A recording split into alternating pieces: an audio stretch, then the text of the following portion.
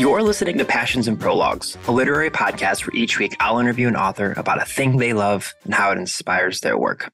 I'm your host, Adam Sokol, and if this is your first time joining in, thanks so much for being here. If you've been here since the beginning, thanks so much for coming back. Today's author is someone that I have been talking about for the past several months now.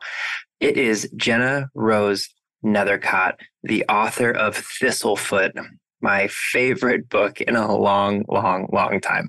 Again, if you've been listening for the past couple months, you know that I have recommended this book several times, once to Grady Hendrix, once just in passing. And when I finished this book a few months back, I loved it so much that I flat out just reached out to GennaRose and said, "Hi, you probably don't know who I am, but I really would like to interview you." And she said yes. And here we are. In addition to writing Thistlefoot, which is this weird, macabre, creepy book that is centered around a house on chicken legs, it is steeped in deep Jewish folklore about Baba Yaga and all this great stuff. We talk about all of it in this discussion. But I just love the book so much. But in addition to being the author of Thistlefoot, GennaRose Nethercott just has a life and past that is truly fascinating. She does historical and supernatural research for the massively popular podcast Lore. We talk about that in this discussion. She is part of a traveling poetry emporium. She grew up with parents, one of whom was a clown.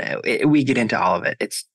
It's such a wonderful conversation. You're really going to love it. This very much might be my favorite episode of the podcast so far. I just think you're really going to love it. We became fast friends, and I think that shines through in the discussion. Before we get to that, I want to give you an additional book recommendation and then just some other housekeeping. I am currently listening to the audiobook of Ghost Eaters by Clay McLeod Chapman. If you are a horror novel fan, you likely have heard or at least seen the cover of Ghost Eaters. It is a very creepy cover. It's a person with like a sheet over their face and what looks like complete voids where their eyes and mouth should be. It's a very, very scary book. It's kind of gothic punk. It is all about this drug called Ghost that once you take it, you basically can see all of the dead and the dead people that are surrounding you. This isn't really a spoiler alert, but basically the main characters lose a friend very early on, and in a quest to track him down and bring him back, they take this drug and it just sends their entire world into upheaval. Very creepy. Trigger warnings for some body horror if that is something that you like to avoid. But if you're a horror novel fan, Ghost Eaters by Clay McLeod Chapman. Really, really good stuff. If you ever want to get a hold of me and you would like some customized book recommendations, you can always email me at passionsandprologues@gmail.com. Feel free to send me any of your passions. I love reading those, and I give away a gift card every single month to bookshop.org to a random person who has sent me their passions. So thank you in advance for those. And then also, if you want to leave me a review anywhere you listen to podcasts, Apple, Spotify, wherever it is, I know every podcast tells you that it really helps them. And that's because honestly, it really, really does. So if you could take 30 seconds to just do that, and then send me a screenshot of that and send it to me at passionsandprologues@gmail.com. I'll give you some customized book recommendations. Really, really do appreciate it. It helps other bookish people find the podcast more easily. Okay, that's all the housekeeping. You can always find me on Twitter, or I'm sorry, you can find me on Twitter too, but on Instagram and TikTok at Passions and Prologues. But no more delaying. We are going to get to the main event. I am so excited to say I hope you enjoy this discussion with GennaRose Nethercott, author of Thistlefoot, on Passions and Prologues.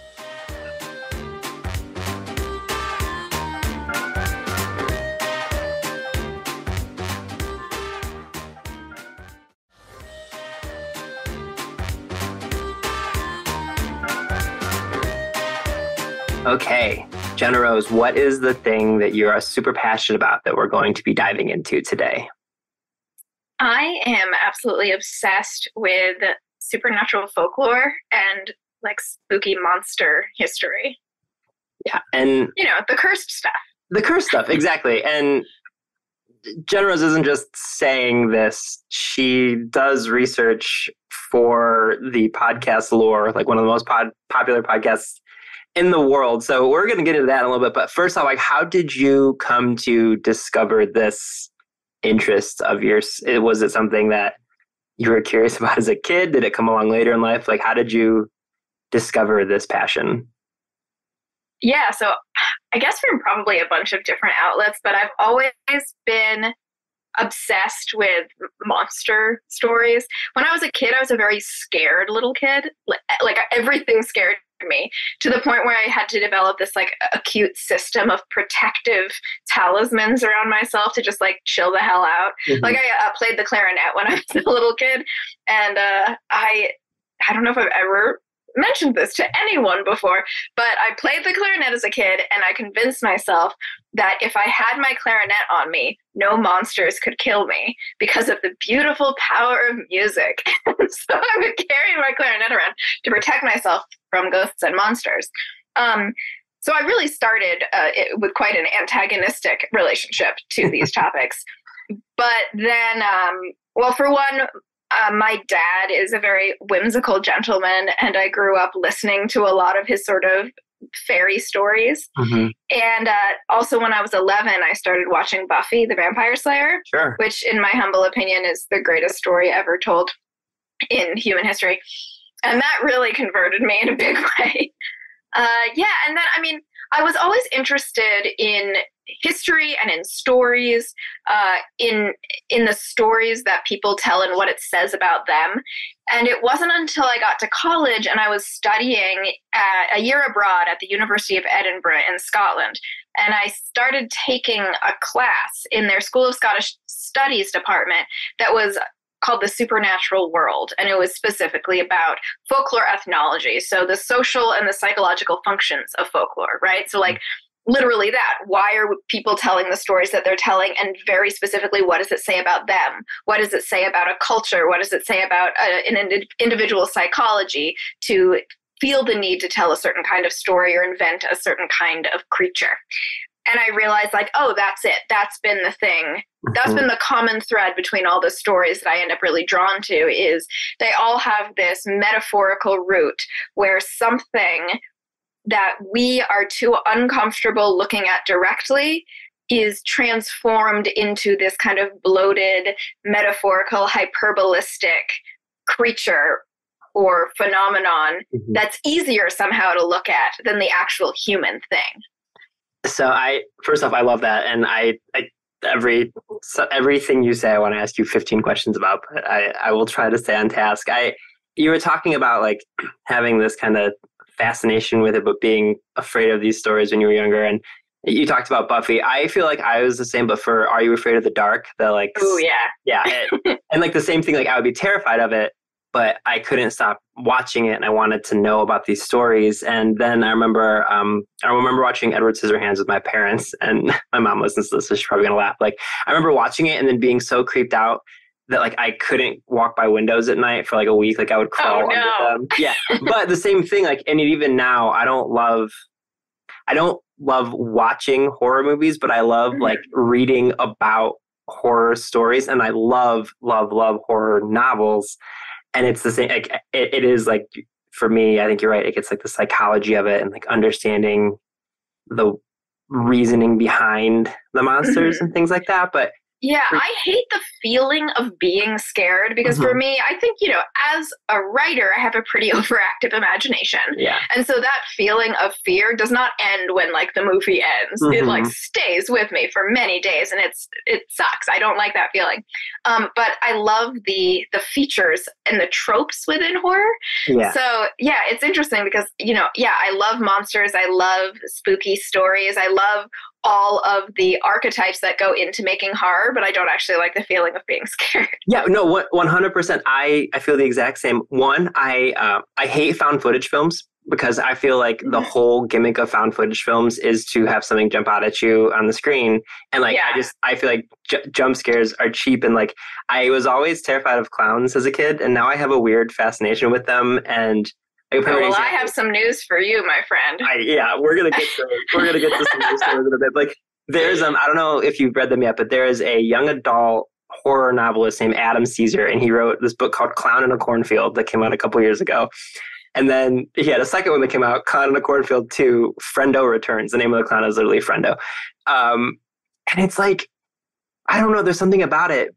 I don't know why it is about a book if like I can control the visuals in my mind, but like I know there's no jump scare. Even like you can write the creepiest atmospheric book, but I can like put it down or I can pause the audiobook and like I can take it into my own time. But yeah, I don't know. Are you like the same way? Like you said, you don't like that feeling of being scared, but I assume given like that Thistlefoot, well, not like a straight horror novel, does have some very creepy aspects to it. Like, are those the types of books you enjoy reading too? Yeah, I mean, I love spooky, and I like spooky, but not necessarily scary. I don't like sort of graphic, gratuitous, like gore. I'm not a gore person. I don't really like body horror.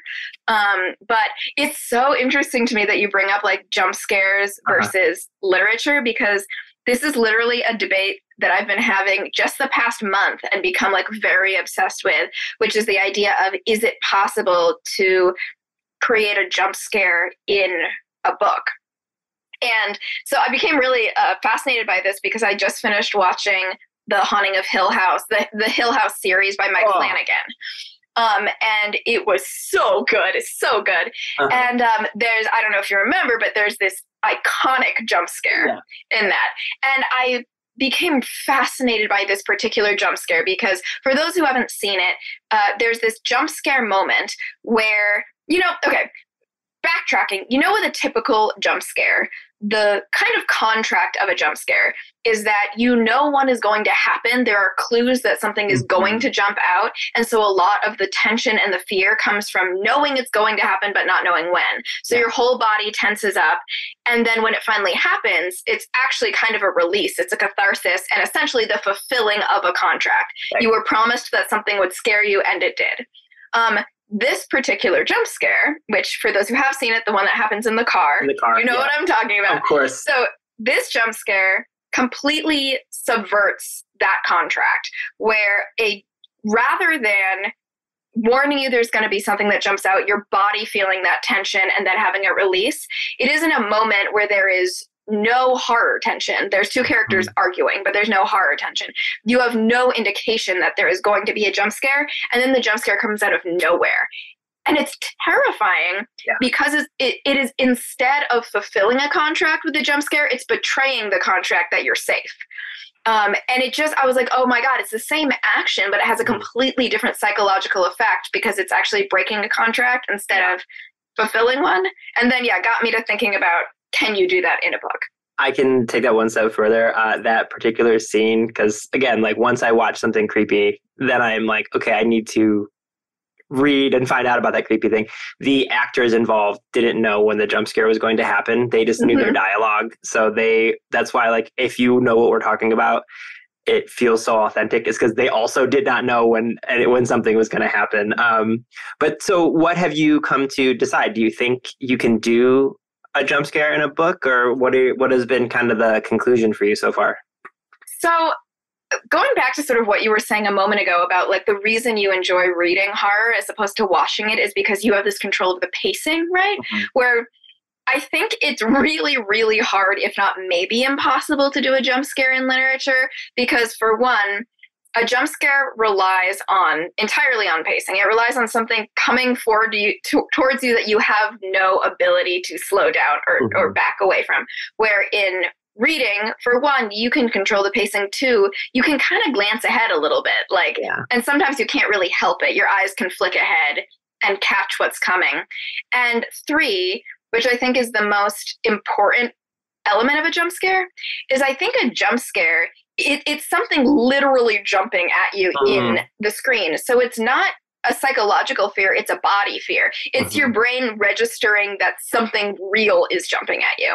And I don't know if that can happen in the written word because your brain couldn't misinterpret a piece of information that it's reading as a real threat jumping at you.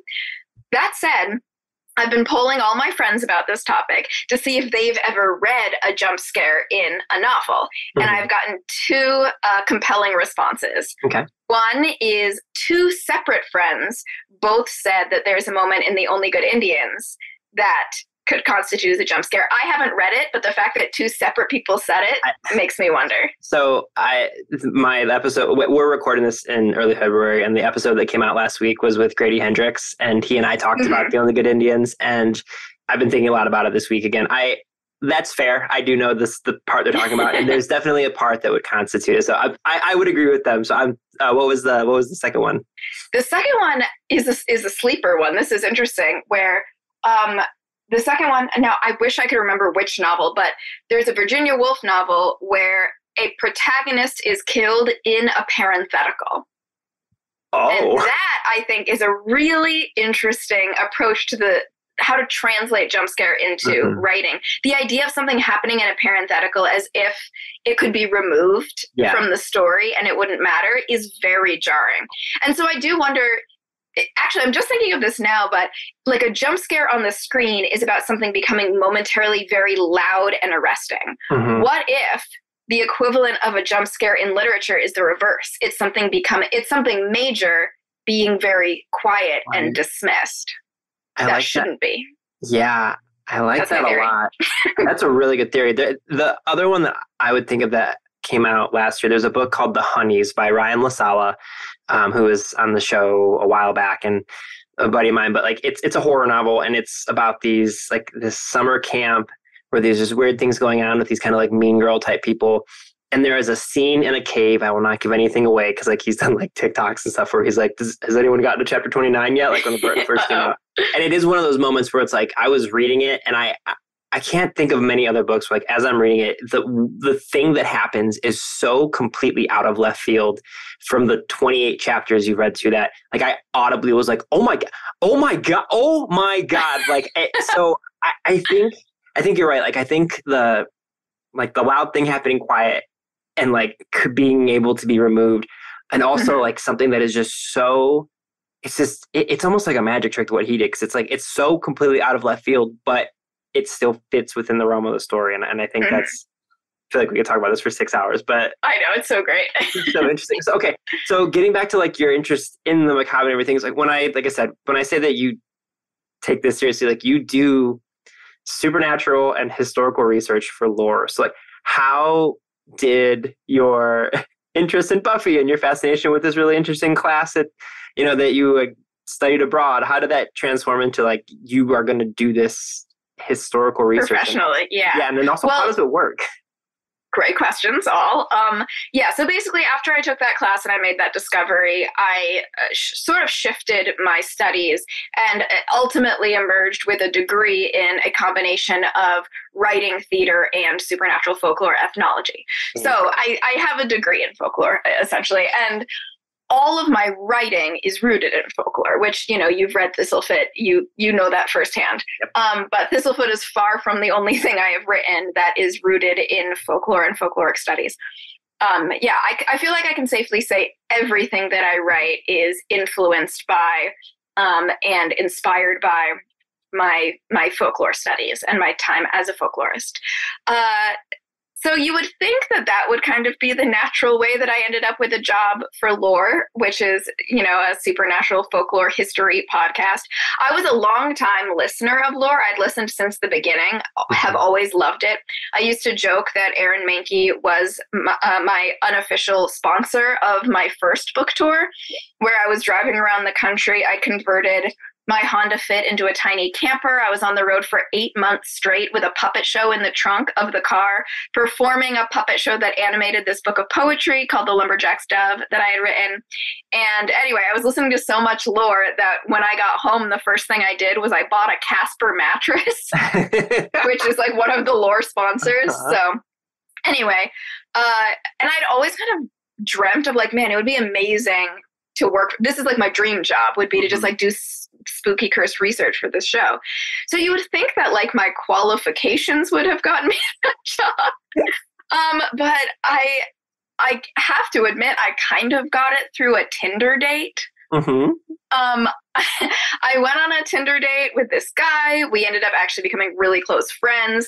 And one of his best friends was one of the head producers on Lore. Yeah. And when we met and she realized my background, she connected me to Aaron, and one thing led to another. So, I mean, yes, it was my credentials, but I like to say it was Tinder. It's a way better story too. Yeah. Yeah. Absolutely.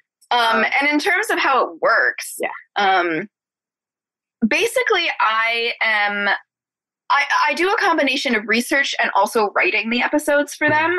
That's my newest duty. Is I've just become the first person ever, other than Aaron himself, to write Lore, which I'm really excited about. That's amazing. And the way it works is once a year, our team of like 9 people do what's called a writer's room, where we all bring 4 or 5 topics, episode ideas to the table. We just actually had it last week for this coming year, and we pitch ideas, and then we slot in a whole year's worth of episode ideas.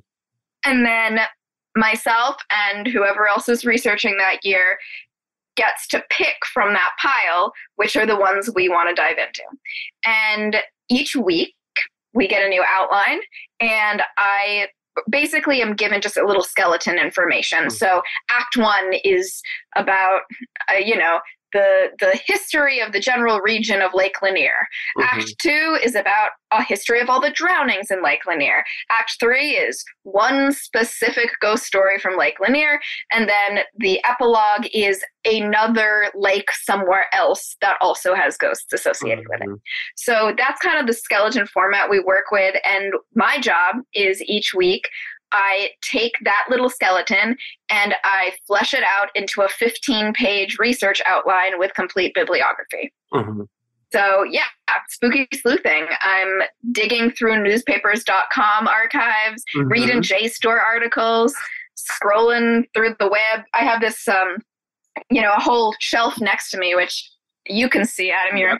Your listeners can't, but it's all my folklore ethnology books. And so, yeah, it's a blast. I know just the worst things mankind can ever know.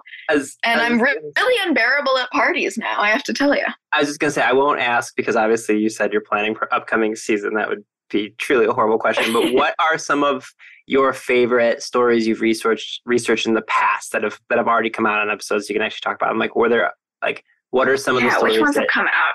Stopped in your tracks and you're like, oh my God, I can't believe that is a thing? I'll be honest, I can't quite remember which has come out and which haven't. Okay. But I can say that I've become very, very obsessed with hot air balloon disasters.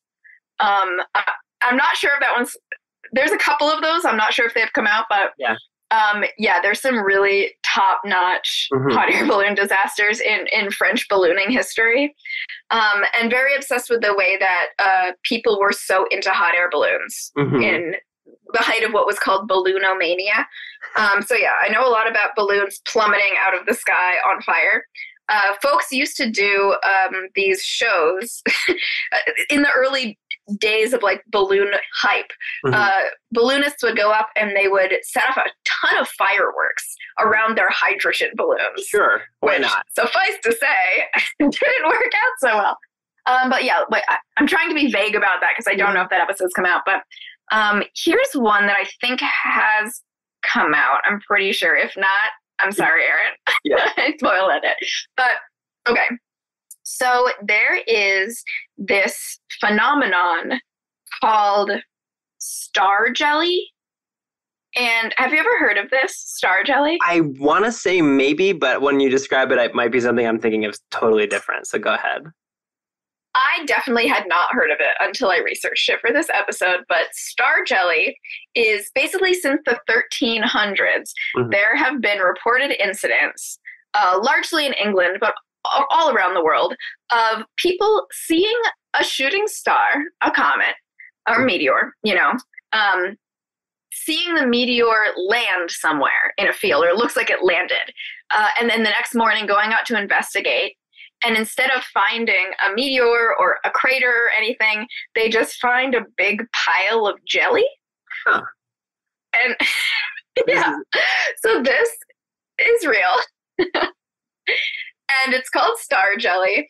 And there were different names for it throughout time. My favorite detail of this whack concept is that when it first came about in the 1300s, like, there was a doctor who was convinced it had medicinal purposes and that you should like smear star jelly all over your body. And, you know, he was kind of viewed as a hack, but he was really into this idea.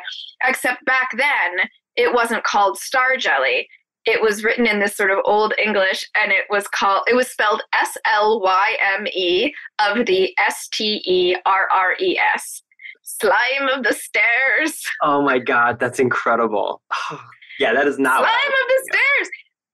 Yeah, and so basically, they think, you know, obviously meteors do not turn into jelly. That's not. Oh, this is another great detail about it. In parts of Mexico, there's also a name for it. It is caca de la lune, or shit of the moon, which is so good. Okay, this is so incredible. So obviously, normally I ask authors when they come on, like, how/if does your passion connect to your writing? Yours is very kind of straight through line. It's obvious. It's a little obvious, but I guess, like, how did Thistlefoot come to be? And this will kind of be also our way of talking about it. I've put off fawning over your book for long enough, and I want to do that now. So how did Thistlefoot come to be? Obviously, again, rooted in folklore, but how did this book come to kind of take over your brain for a while?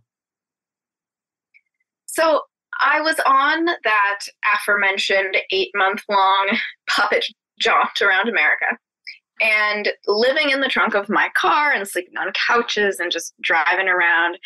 I was in a new city every 2 days, did over 100 shows. So suffice to say, by about 5 months into that, I was feeling absolutely deranged. Mm-hmm. And the idea of Baba Yaga's house on chicken legs, this walking house that you never have to leave because it is coming with you, sounded very, very nice to me at that particular moment. And I'd always been really drawn to this figure. This hut on chicken legs is from Slavic, Eastern European, Russian folklore, in which Baba Yaga, who is a crone witch figure from Russian folklore, lives in this sentient house that walks through the forest on chicken legs. And yeah, I'd always really loved that folktale. I honestly can't tell you where I first heard it. I didn't grow up on it, but it entered my consciousness at some point. And the house in particular always really, really connected with me. I've always been an itinerant person. I grew up with my family's touring clown act. I was a professional child clown who spent a lot of my youth on the road. And then in my 20s, I was a traveling busker who was hitchhiking around the country and around Europe and writing poems to order on the street on an antique typewriter. And I wouldn't be in the same place for more than, usually a couple of weeks, at the most a few months at a time. Mm-hmm. So I spent my entire 20s. And so, yeah, just this intense restlessness and itinerance that made me really relate to this figure. Because at the same time, I've always been a real homebody, and like, I love nesting, and like, I love being in my bed. I do all my work in bed. So yeah, this house on chicken legs kind of felt like me in a way, in a way of combining these two seemingly incongruous parts of my life. And so yeah, I was on the road with this tour, and I wanted to start coming up with the idea for a novel, because my agent said that's what people pay for. Instead of poetry. So I was like, fine, sir, I will write a novel. And the first idea that came into my mind was I had this image of the hut on chicken legs standing in a Walgreens parking lot and like scratching at a candy bar wrapper. And I just thought that was hilarious. Like, I love when these folkloric images that we think of as kind of antiquated and just sort of whimsy, antiquated, folky, are placed into these contemporary settings and the chafing that ensues. And so I just thought that was a really fun image and a really fun concept. And then I started thinking, okay, well, like, if you were to take this figure of this walking house and actually place it in the world I live in contemporary United States, what would that look like? And that naturally led to the thought of, okay, well, it would be this immigrant figure from this Eastern European setting, oh, my family were immigrants from this Eastern European setting. And immediately then that led me to connecting it into the story of my own family's immigration. So throughout the book of Thistlefoot, it weaves together this Baba Yaga folklore with contemporary American road trip stories, and most notably, the story of a pogrom that took place in the year 1919 in a Jewish shtetl in what is now Ukraine, what was at the time Russia. And and that's the actual story of the shtetl that my family came from. So it was a combination of kind of my life now, my ancestors' lives, and the stories that I loved. Oh my God. Okay. So I obviously adore the book. I did not know that it was so like deeply rooted in your own family history, which is phenomenal and heartbreaking and kind of fucked up. Yeah.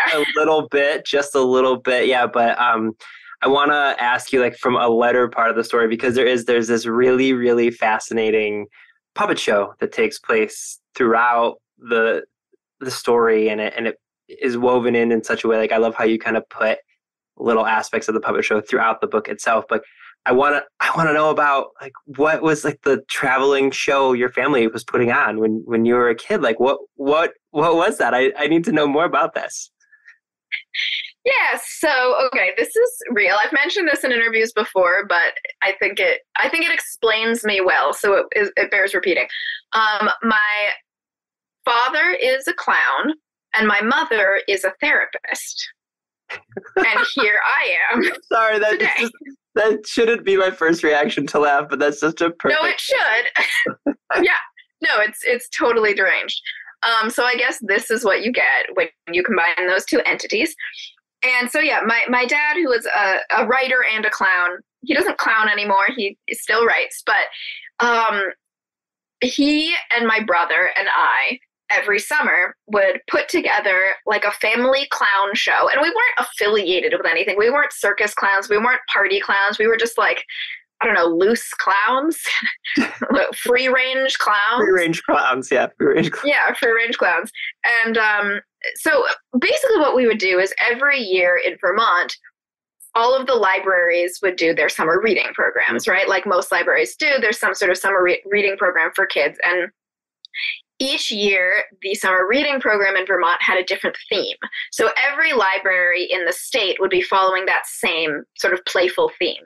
And so each summer, my dad, my brother, and I would write a clown show based on that theme, and then we would tour it to all the libraries in the state. And that was my summer job growing up, was touring around to these libraries doing this like bit comedy show with my 8-year-old brother. I was like 12 at the time.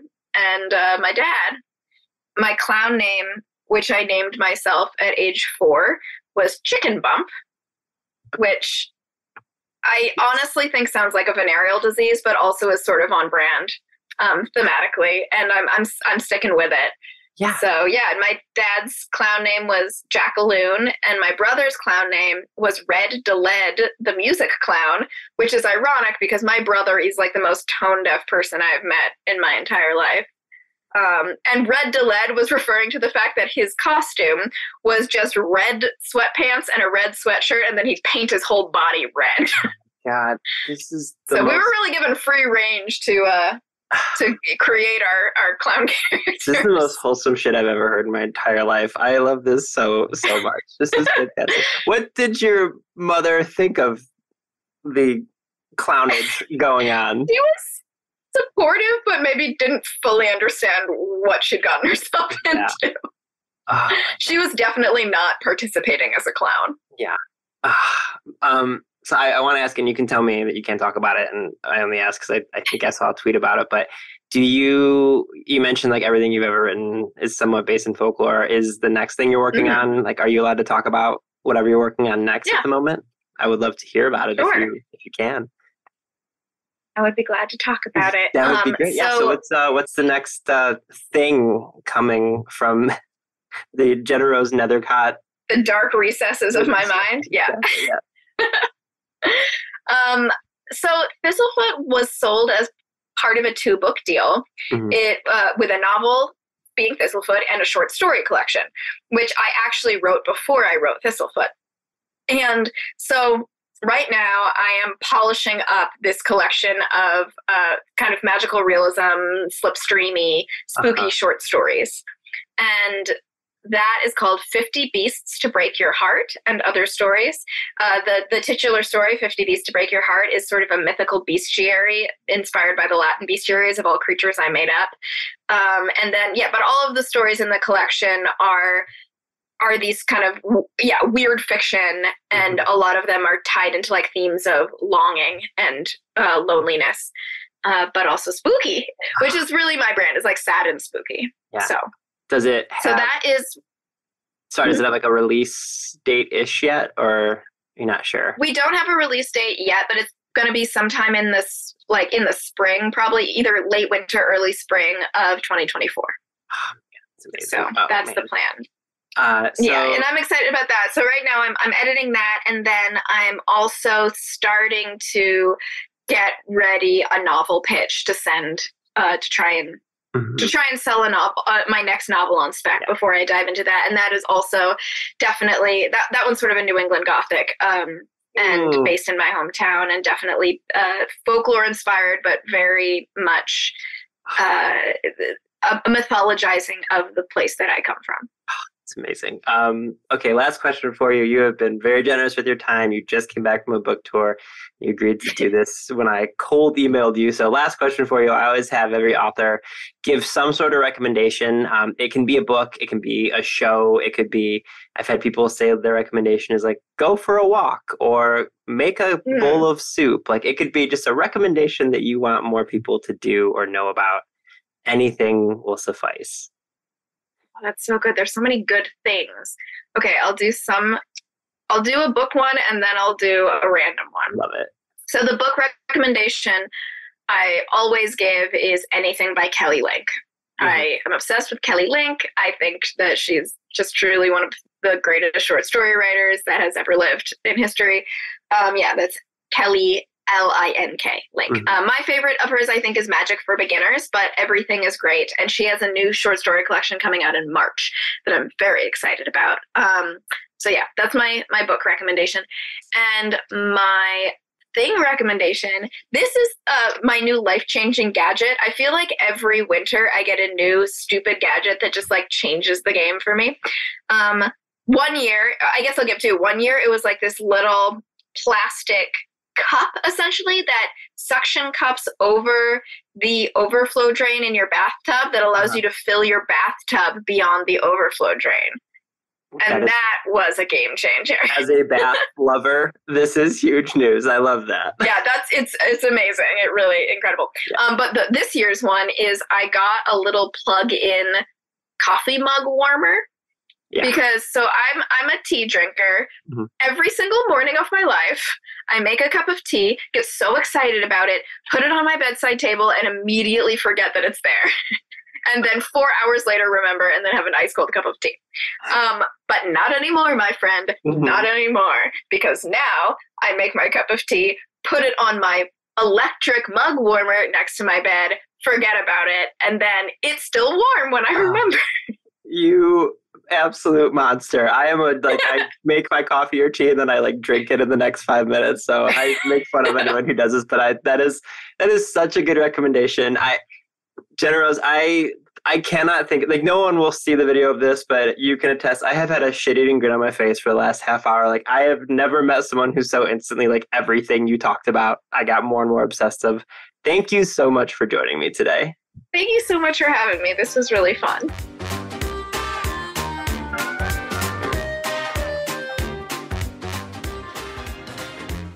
Passions and Prologues is proud to be an evergreen podcast and was created by Adam Sokol.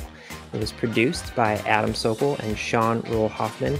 And if you are interested in this podcast and any other evergreen podcast, you can go to evergreenpodcast.com to discover all the different stories we have to tell.